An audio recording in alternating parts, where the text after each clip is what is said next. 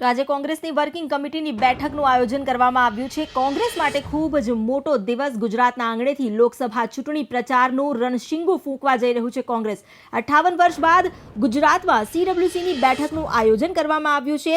9 વાગ્યે જ રાષ્ટ્રીય નેતાઓ પણ આવી પહોંચે। 9 વાગ્યે જ્યારે ડોક્ટર મનમોહન સિંહ અમદાવાદ એરપોર્ટ પહોંચે, 9:30 વાગ્યે રાહુલ ગાંધી, સોનિયા ગાંધી, પ્રિયંકા ગાંધી પણ તેમનું પણ આગમન થઈ જશે।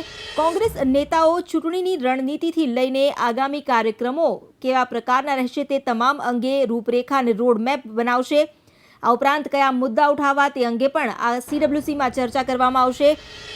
ન માત્ર સીડબ્લ્યુસીની બેઠક પરંતુ સાથે જ આજે સાબરમતી આશ્રમમાં પ્રાર્થના સભાનું પણ આયોજન કરવામાં આવ્યું છે।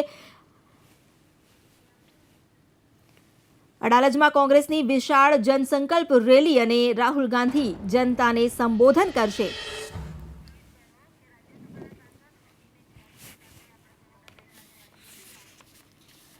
તો જ્યારે સીડબ્લ્યુસીની બેઠક માટે નેતાઓ પણ પહોંચી રહ્યા છે। રાજ્યસભાના સાંસદ અમીબેન યાજ્ઞિક સાથે અમારા સંવાદદાતાએ કરી ખાસ વાત। સીડબ્લ્યુસીની બેઠક આજે મળવા જઈ રહી છે। કેટલી મહત્વની આ બેઠક અને ખાસ તો ગુજરાત કોંગ્રેસના નથી કેટલો જુસ્સો મળશે આપ જોઈ રહ્યા છો। સીડબ્લ્યુસીની બેઠક આપને ખ્યાલ છે કે કેટલા વર્ષો પછી મળી રહી છે, લગભગ 58 વર્ષ પછી મળી રહી છે, એટલે ગુજરાતમાં બહુ મોટી વાત છે।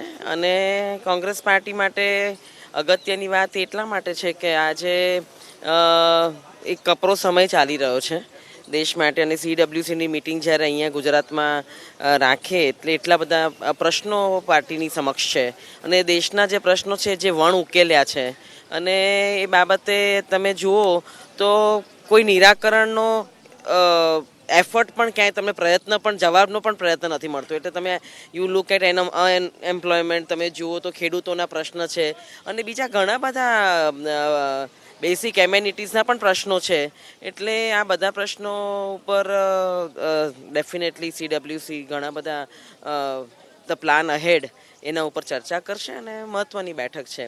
પણ સૌથી મોટો મુદ્દો એ છે કે આજે કોંગ્રેસ પાર્ટી બહુ જ ખુશ છે અને બધા જ કાર્યકરો કે બધા અહીંયા સીડબ્લ્યુસીની આખી લીડરશિપ અહીંયા આવી રહી છે, એટલા માટે તમે ઉત્સાહ જોઈ રહ્યા છો કે ચારે બાજુ, એટલે we are all very happy.